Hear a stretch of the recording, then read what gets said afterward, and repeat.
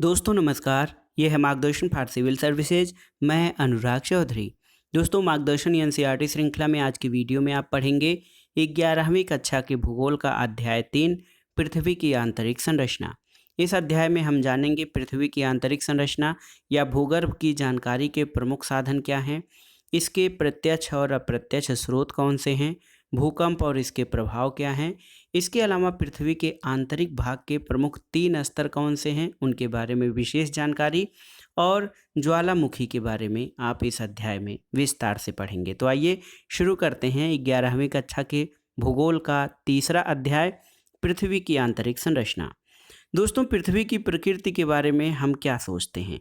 हम ये सोचते हैं कि पृथ्वी क्रिकेट की गेंद की तरह ठोस गेंद है। यह एक खोखली गेंद है जिस पर चट्टानों की मोटी परत स्थलमंडल है। दोस्तों क्या आपने कभी टेलीविज़न पर ज्वालामुखी उद्गार दिखाते हुए चित्रों को देखा है और ज्वालामुखी से निकलते हुए गर्म लावा, मिट्टी, धुआं, आग और मैग्मा आपको याद हैं? दोस्तों पृथ्वी के आंतरिक भाग को प्रत्यक्ष या अप्रत्यक्ष प्रमाणों के आधार पर समझा जा सकता है, क्योंकि पृथ्वी के आंतरिक भाग में न तो कोई पहुंच सका है और न ही पहुंच सकता है। पृथ्वी के धरातल का विन्यास मुख्यतः भूगर्भ में होने वाली प्रक्रियाओं का परिणाम होता है। दोस्तों बल दो प्रकार के हैं, बहिर्जात बल और अंतर्जात बल, और ये प्रक्रियाएं लगातार भूदृश्य यानी लैंडस्केप को आकार देती रहती हैं। अंतर्जात प्रक्रियाओं के प्रभाव को अनदेखा करके किसी भी भू आकृति की प्रकृति को समझना अधूरा ही होगा। दोस्तों किसी प्रदेश की भू आकृति को समझने के लिए भूगर्भिक क्रियाओं के प्रभाव को जानना जरूरी है।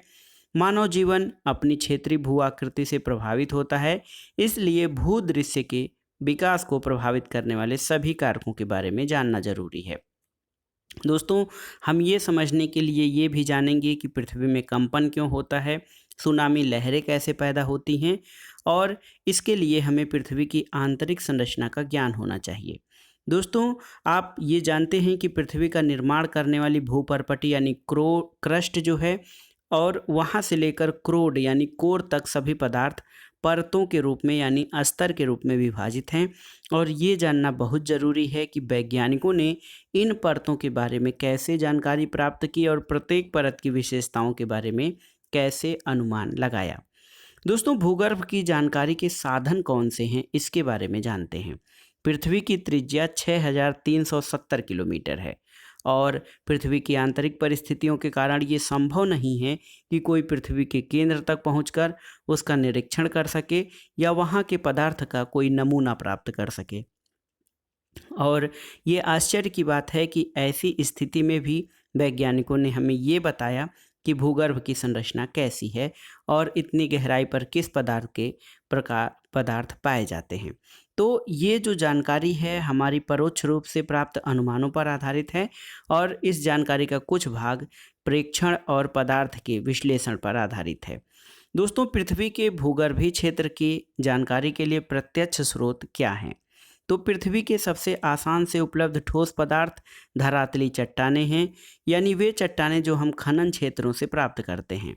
दक्षिण अफ्रीका की सोने की खानें 3 से 4 किलोमीटर तक गहरी हैं, क्योंकि इससे अधिक गहराई में जा पाना असंभव है, क्योंकि उतनी गहराई पर तापमान बहुत अधिक होता है। खनन के अलावा वैज्ञानिक विभिन्न परियोजनाओं के अंतर्गत पृथ्वी की आंतरिक स्थिति को जानने के लिए परपटी में गहराई तक छानबीन कर रहे हैं, और दुनिया भर के वैज्ञानिक 2 मुख्य परियोजनाओं पे काम कर रहे हैं। एक तो है गहरे समुद्र में जो है डीप ओशन ड्रिलिंग प्रोजेक्ट, और समन्वित महासागरीय प्रवेधन परियोजना यानी इंटीग्रेटेड ओशन ड्रिलिंग प्रोजेक्ट। और आज तक का सबसे गहरा ड्रिल आर्कटिक महासागर में कोला क्षेत्र में 12 किलोमीटर की गहराई तक किया गया है। दोस्तों इन परियोजनाओं और बहुत सी अन्य गहरी खुदाई परियोजनाओं के अंतर्गत विभिन्न गहराई से जो पदार्थ प्राप्त होते हैं उनके विश्लेषण से आंतरिक संरचना के बारे में असाधारण जानकारी मिलती है। और इसके अलावा ज्वालामुखी उद्गार प्रत्यक्ष जानकारी का एक महत्वपूर्ण स्रोत है, और कभी कभी ज्वालामुखी उद्गार से लावा पृथ्वी के धरातल पर आता है और ये प्रयोगशाला अन्वेषण के लिए उपलब्ध होता है। और ये निश्चय कर पाना कठिन है कि यह मैग्मा कितनी गहराई से निकलता है। दोस्तों भूपर्पटी और उसके अंदर या पृथ्वी के भूगर्भिक ज्ञान के लिए प्रत्यक्ष स्रोत के अलावा कुछ अप्रत्यक्ष स्रोत भी हैं, क्योंकि पदार्थ के गुणधर्म के विश्लेषण से पृथ्वी के आंतरिक भाग की अप्रत्यक्ष जानकारी मिलती है। हम जानते हैं कि पृथ्वी के धरातल में गहराई बढ़ने के साथ साथ तापमान और दाब में वृद्धि होती है, और गहराई बढ़ने के साथ साथ पदार्थ का घनत्व भी बढ़ता है। तापमान, दबाव और घनत्व में इस परिवर्तन की दर को आंका जा सकता है। दोस्तों, पृथ्वी के आंतरिक जानकारी का दूसरा अप्रत्यक्ष स्रोत उल्काएं हैं, जो कभी कभी धरती तक पहुंचती हैं। हमें ये ध्यान रखना चाहिए कि उल्काओं को विश्लेषण के लिए जो पदार्थ हैं पृथ्वी के आंतरिक भाग से प्राप्त नहीं होते, लेकिन उल्काओं से प्राप्त पदार्थ और उनकी संरचना पृथ्वी से मिलती जुलती है। ये उल्काएं वैसे ही पदार्थ के बने ठोस पिंड हैं जिनसे हमारे ग्रह पृथ्वी का निर्माण हुआ है, और उल्काओं का अध्ययन भी इसके लिए बहुत ही आवश्यक महत्वपूर्ण स्रोत प्रदान करता है। दोस्तों, इसके अलावा अन्य अप्रत्यक्ष स्रोतों में गुरुत्वाकर्षण, चुंबकीय क्षेत्र और भूकंप संबंधी क्रियाएं शामिल हैं। आप जानते हैं कि पृथ्वी के धरातल पर विभिन्न अक्षांशों पर गुरुत्वाकर्षण बल एक समान नहीं होता है, और गुरुत्वाकर्षण बल का मान ध्रुवों पर अधिक होता है, भूमध्य रेखा पर कम होता है। पृथ्वी के केंद्र से दूरी के कारण गुरुत्वाकर्षण बल ध्रुवों पर अधिक और भूमध्य रेखा पर कम होता है। गुरुत्व का मान पदार्थ के द्रव्यमान के अनुसार भी बदलता है, और पृथ्वी के भीतर जो पदार्थ हैं उनका वितरण भी असमान है, और ये इस भिन्नता को प्रभावित करता है। अलग अलग स्थानों पर गुरुत्वाकर्षण की भिन्नता कई अन्य कारकों से भी प्रभावित होती है, और इस भिन्नता को ग्रेविटी एनामली यानी गुरुत्व विसंगति कहा जाता है। गुरुत्व विसंगति हमें भूपर्पटी के पदार्थों के द्रव्यमान के वितरण की जानकारी देती है, और चुंबकीय सर्वेक्षण भी भूपर्पटी में चुंबकीय पदार्थ के वितरण की जानकारी देते हैं। दोस्तों, भूकंपीय गतिविधियां पृथ्वी के आंतरिक जानकारी का एक महत्वपूर्ण स्रोत हैं, तो इसलिए सबसे पहले हम भूकंप यानी अर्थक्वेक के बारे में जानेंगे। दोस्तों, भूकंपीय तरंगों का अध्ययन पृथ्वी के आंतरिक परतों का संपूर्ण चित्र प्रस्तुत करता है। ये एक प्राकृतिक घटना है, और आप जानते हैं कि ऊर्जा निकलने के कारण तरंगें उत्पन्न होती हैं जो सभी दिशाओं में फैलकर भूकंप लाती हैं। यहाँ पर देखिए, एक भूकंप अभिलेख प्रदर्शित किया गया है जिसमें 3 प्रकार की तरंगे, पी तरंगे, एस तरंगे और एल तरंगे यानी जो है लव वेव होती हैं, primary, secondary and love wave. सबसे पहले ये जानेंगे कि पृथ्वी में कंपन क्यों होता है। तो दोस्तों, भ्रंश के किनारे किनारे ऊर्जा निकलती है। भूपर्पटी की शैलों में गहन दरारें भ्रंश होती हैं, और भ्रंश के दोनों तरफ शैलें विपरीत दिशा में गति करती हैं। जहां ऊपर के शैलखंड दबाव डालते हैं, उनके आपस का घर्षण उन्हें परस्पर बांधे रखता है। फिर भी अलग होने की प्रवृत्ति के कारण एक समय पर घर्षण का प्रभाव कम हो जाता है, जिसके परिणाम स्वरूप शैलखंड विकृत होकर अचानक एक दूसरे के विपरीत दिशा में सरक जाते हैं, और इसके परिणाम से ऊर्जा निकलती है। और ऊर्जा तरंगे सभी दिशाओं में गतिमान होती हैं। वह स्थान जहां से ऊर्जा निकलती है भूकंप का उद्गम केंद्र यानी फोकस कहलाता है, और इसे अवकेंद्र या हाइपोसेंटर भी कहा जाता है। दोस्तों, ऊर्जा तरंगे अलग अलग दिशाओं में चलती हुई पृथ्वी की सतह तक पहुंचती हैं, और भूतल पर वह बिंदु जो उद्गम केंद्र के समीप होता है उसे अधिकेंद्र या एपी सेंटर कहते हैं। दोस्तों, अधिकेंद्र पर ही सबसे पहले तरंगों को महसूस किया जाता है, और अधिकेंद्र जो है वो उद्गम केंद्र के ठीक ऊपर 90 डिग्री पर होता है। आइए जानते हैं भूकंपी तरंगों के बारे में।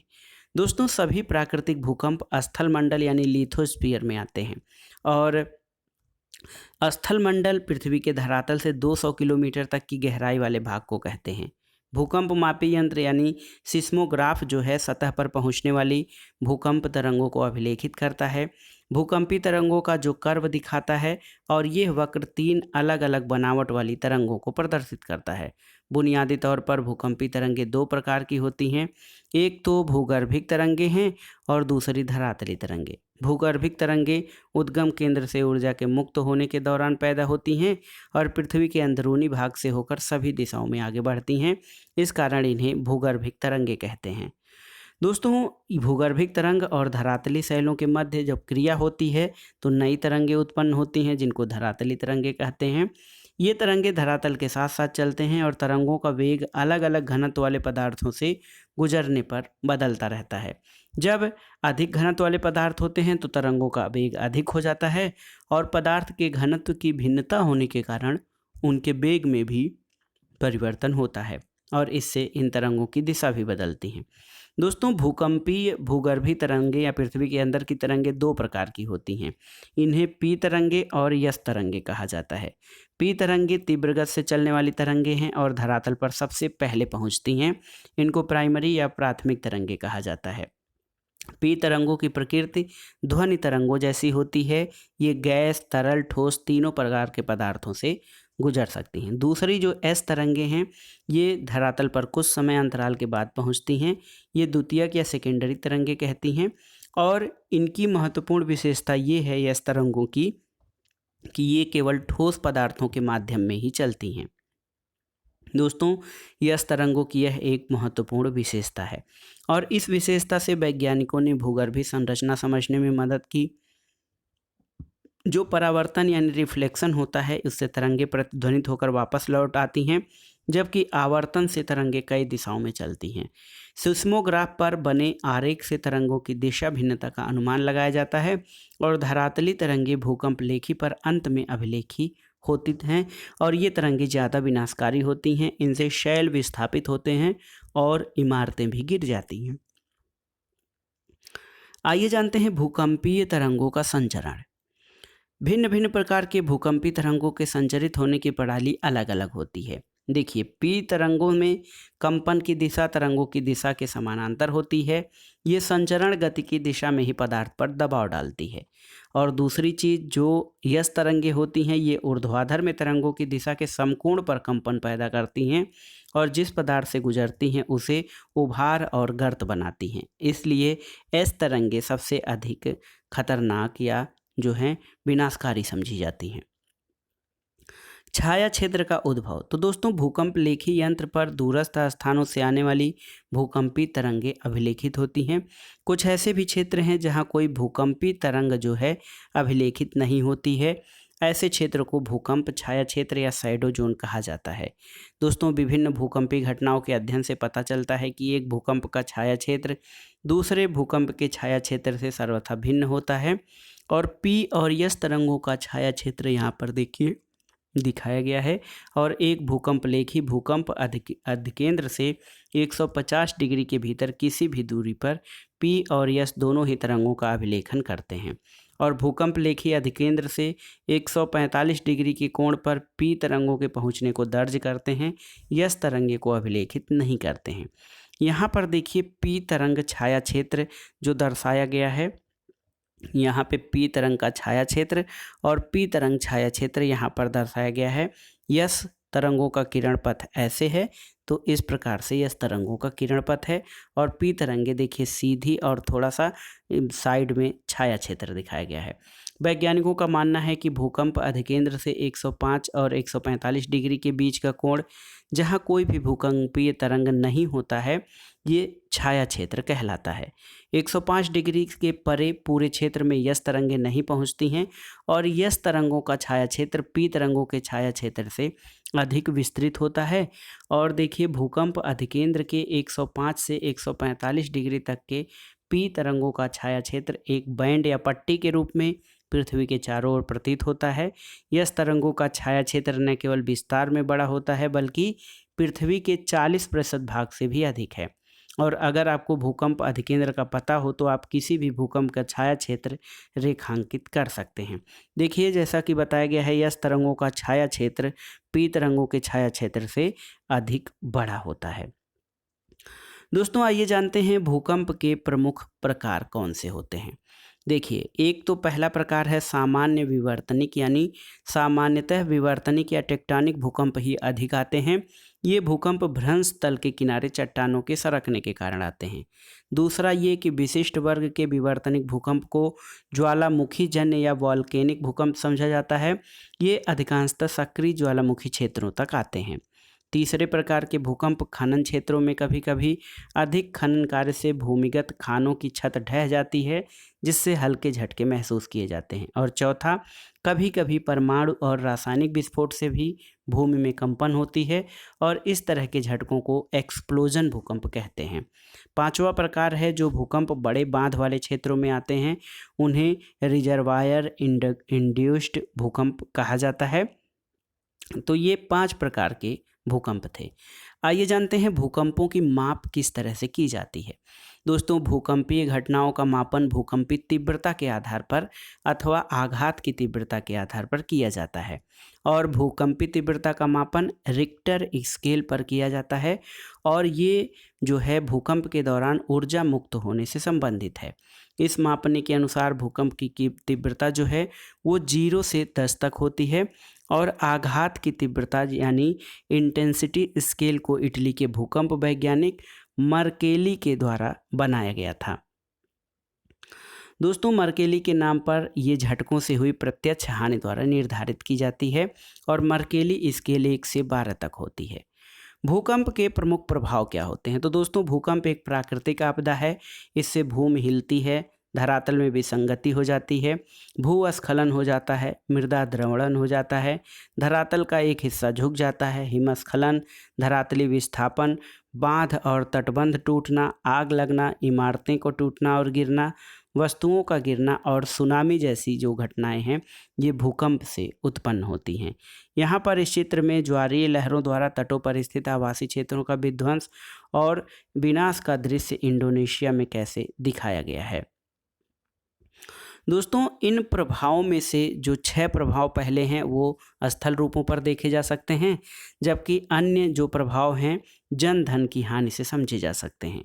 सुनामी का प्रभाव तभी पड़ेगा जब भूकंप का अधिकेंद्र समुद्री अंतः स्थल पे हो और भूकंप की तीव्रता बहुत अधिक हो। सुनामी अपने आप में दोस्तों भूकंप नहीं है और ये वास्तव में लहरें हैं जो भूकंपी तरंगों से उत्पन्न होती हैं। मूल रूप से कंपन की प्रक्रिया कुछ सेकंड तक रहती है, फिर भी भूकंप की तीव्रता रिक्टर स्केल पर 5 से अधिक है तो इसके परिणाम विनाशकारी होते हैं। भूकंप की आवृत्ति यानी ये किस प्रकार आती है? दोस्तों, भूकंप एक प्राकृतिक आपदा है और तीव्र भूकंप के झटकों से जन धन की व्यापक हानि होती है। दुनिया के सभी भागों में तीव्र भूकंप ही आते हैं ऐसा नहीं है। केवल वही क्षेत्र जो भ्रंश के समीप होते हैं तीव्र झटके महसूस करते हैं और ये देखा गया है कि रिक्टर स्केल पर दोस्तों 8 से अधिक तीव्रता वाले भूकंप के आने की संभावना बहुत कम होती है, लेकिन ये बहुत खतरनाक होते हैं।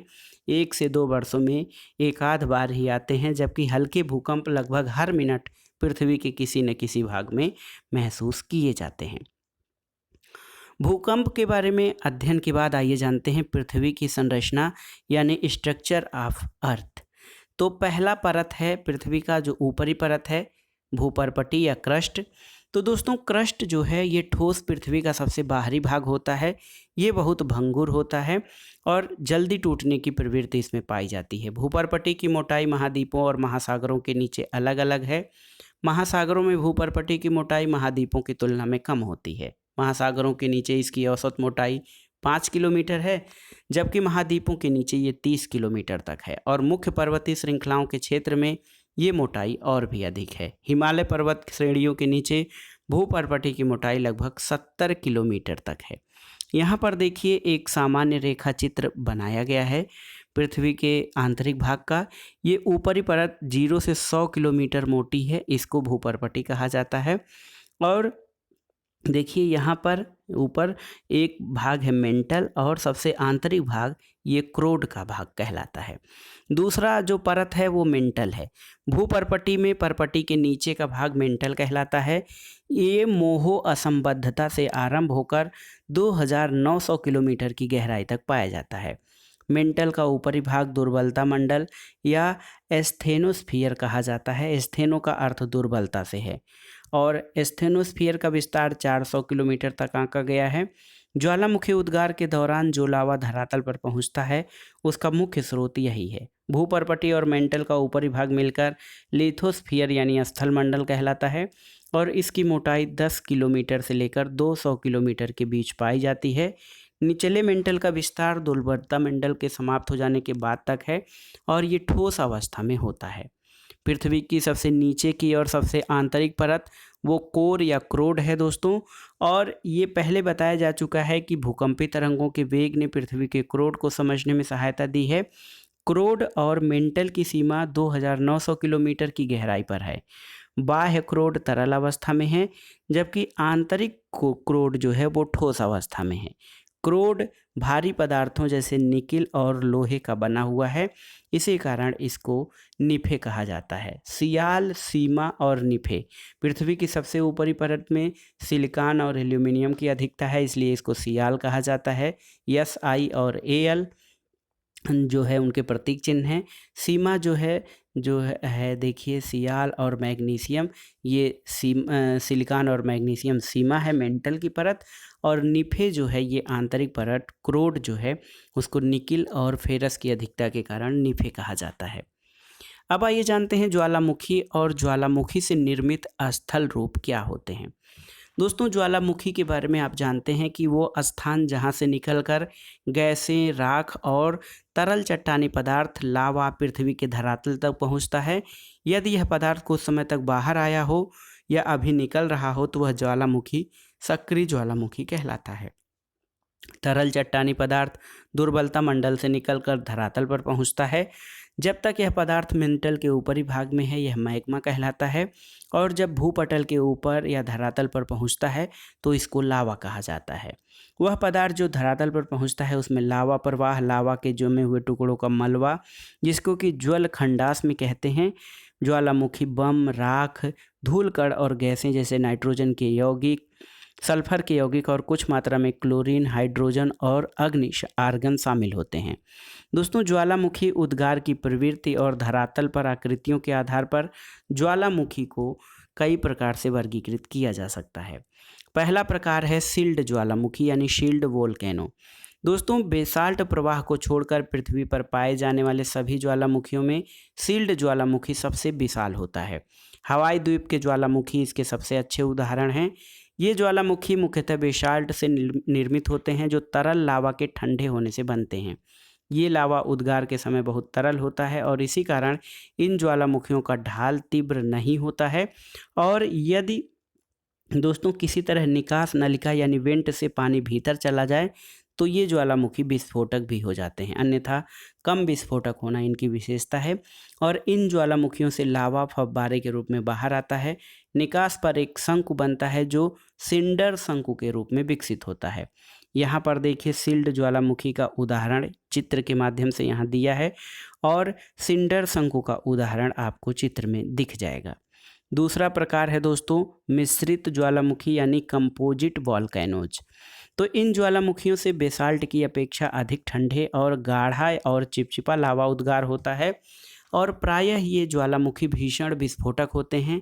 इनसे लावा के साथ भयंकर मात्रा में ज्वल खंडास में या जिनको पायरोक्लास्टिक पदार्थ कहा जाता है वो धरातल पर पहुंचते हैं। यह पदार्थ निकास नली के आसपास परतों के रूप में जमा हो जाते हैं जिनके जमाव मिश्रित ज्वालामुखी के रूप में दिखते हैं। तो ये मिश्रित ज्वालामुखी का उदाहरण आप देख सकते हैं। इसके अलावा दोस्तों ज्वालामुखी कुंड या कॉल्डेरा किसे कहते हैं, तो ये पृथ्वी पर पाए जाने वाले सबसे अधिक विस्फोटक ज्वालामुखी हैं। आमतौर पर ये इतने विस्फोटक होते हैं कि जब इनमें विस्फोट होता है तो वे ऊंचा ढांचा बनाने की बजाय स्वयं नीचे धंस जाते हैं। धंसे हुए विध्वंसगर्त लावा के गिरने से जो गड्ढे बनते हैं वो ज्वालामुखी कुंड कहे जाते हैं या काल्डेरा कहे जाते हैं। इनका विस्फोटक रूप बताता है कि इन्हें लावा प्रदान करने वाले मैग्मा के भंडार न केवल विशाल हैं बल्कि इनके पास बहुत स्थित हैं और इनके द्वारा निर्मित पहाड़ी मिश्रित ज्वालामुखी की तरह प्रतीत होती है।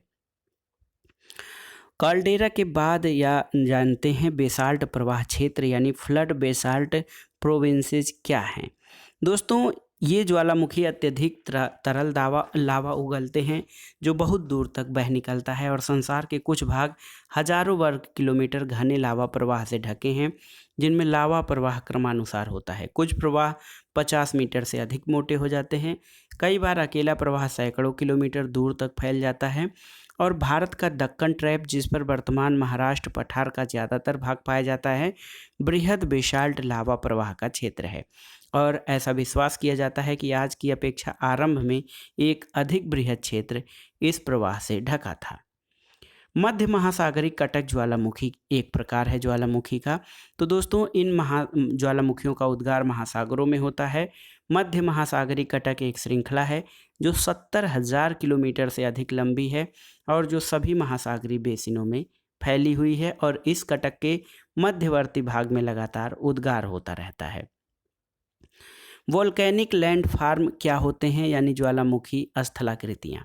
पहला है अंतर्वेधी आकृतियाँ। तो दोस्तों ज्वालामुखी उद्गार से जो लावा निकलता है उसके ठंडा होने से आग्नेय शैल बनती है। लावा का यह जमाव या तो धरातल पर पहुंचकर होता है या धरातल तक पहुंचने से पहले भूपटल के नीचे शैल परतों में हो जाता है। लावा ठंडा होने के स्थान के आधार पर आग्नेय शैलों का वर्गीकरण किया जाता है।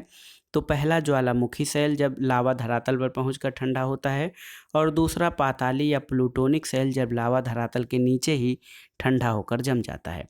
जब लावा भूपटल के नीचे ठंडा होता है तो कई आकृतियां बनती हैं। ये आकृतियां अंतर्वेधी या इंट्रूसिव फॉर्म्स कहलाती हैं। बैथोलिथ क्या है दोस्तों? यदि मैग्मा का बड़ा पिंड भूपर्पटी में अधिक गहराई पर ठंडा हो जाए तो ये गुंबद के आकार में विकसित हो जाता है और अनाच्छन्न प्रक्रियाओं के द्वारा ऊपरी पदार्थ के हट जाने पर ये धरातल पर प्रकट होते हैं। ये विशाल क्षेत्र में फैले होते हैं। कभी कभी इनकी गहराई कई किलोमीटर तक होती है और ये ग्रेनाइट के बड़े पिंड होते हैं। इनको बैथोलिथ कहा जाता है जो मैग्मा भंडारों के जमे हुए भाग हैं। तो बैथोलिथ आपने जान लिया। एक और फॉर्म है लैकोलिथ। लैकोलिथ क्या है? तो ये गुंबद नुमा विशाल अंतर्वेधी चट्टानें हैं जिनका तल समतल और पाइप रूपी वाहक नली से नीचे जुड़ा होता है। इनकी आकृति धरातल पर पाए जाने वाले मिश्रित ज्वालामुखी के गुंबद से मिलती है। अंतर केवल ये है कि लैकोलिथ गहराई में पाया जाता है। दोस्तों कर्नाटक के पठार में ग्रेनाइट चट्टानों की बनी ऐसी ही गुंबद नुमा पहाड़ियाँ हैं। इनमें से अधिकतर अब अपतित्र हो चुकी हैं और धरातल पर देखी जा सकती हैं। ये लैकोलिथ और बैथोलिथ के अच्छे उदाहरण हैं। इसका एक अन्य प्रकार दोस्तों लैपोलिथ, फैकोलिथ और सील भी होता है। तो आइए इनके बारे में भी जान लेते हैं। दोस्तों ऊपर उठते लावा का कुछ भाग क्षैतिज दिशा में पाए जाने वाले कमजोर धरातल में चला जाता है और यहाँ ये अलग अलग आकृतियों में जम जाता है। यदि यह तस्तरी के रूप में जमे तो इसको लैपोलिथ कहा जाता है। कई बार अंतर्वेधी आग्नेय चट्टानों को मोड़दार अथवा अपनति के ऊपर अभिनति के तल में लावा का जमाव पाया जाता है और ये परतनुमा लहरदार चट्टानें एक निश्चित वाहक नली के मैग्मा भंडारों से जुड़ी होती हैं जो बैथोलिथ में विकसित होते हैं। इसे फैकोलिथ कहा जाता है। और अंतर्वेधी आग्नेय चट्टानों का क्षैतिज तल में एक चादर के रूप में ठंडा होना सील या शीट कहलाता है और जमाव की मोटाई के आधार पर इनको कम मोटाई वाले जमाव या घने मोटाई वाले जमाव कहा जाता है। इसके अलावा एक प्रकार है डाइक। तो दोस्तों जब लावा का प्रवाह दरारों में धरातल के लगभग समकोण होता है और अगर इसी अवस्था में ये ठंडा हो जाए तो एक दीवार की तरह संरचना बनाता है और यही संरचना डाइक कहलाती है। पश्चिम महाराष्ट्र क्षेत्र की अंतर्वेधी आग्नेय चट्टानों में ये आकृति बहुतायत से पाई जाती है और ज्वालामुखी उद्गार से बने दक्कन ट्रेप के विकास में डाइक उद्गार की वाहक समझी जाती है। तो दोस्तों ये था आज का वीडियो 11वीं कक्षा के भूगोल का तीसरा अध्याय पृथ्वी की आंतरिक संरचना। पृथ्वी की आंतरिक संरचना समझने के क्रम में हमने पृथ्वी की तीनों परतों यानी क्रस्ट, मेंटल और कोर के बारे में पढ़ा। इसके अलावा भूकंप और ज्वालामुखी के बारे में विस्तार से हमने जानकारी प्राप्त की। वीडियो आपको कैसा लगा हमें कमेंट बॉक्स में ज़रूर बताइएगा। वीडियो को लाइक करें, शेयर करें और इस चैनल मार्गदर्शन फॉर सिविल सर्विसेज को सब्सक्राइब करें। वीडियो देखने के लिए धन्यवाद दोस्तों। नमस्कार।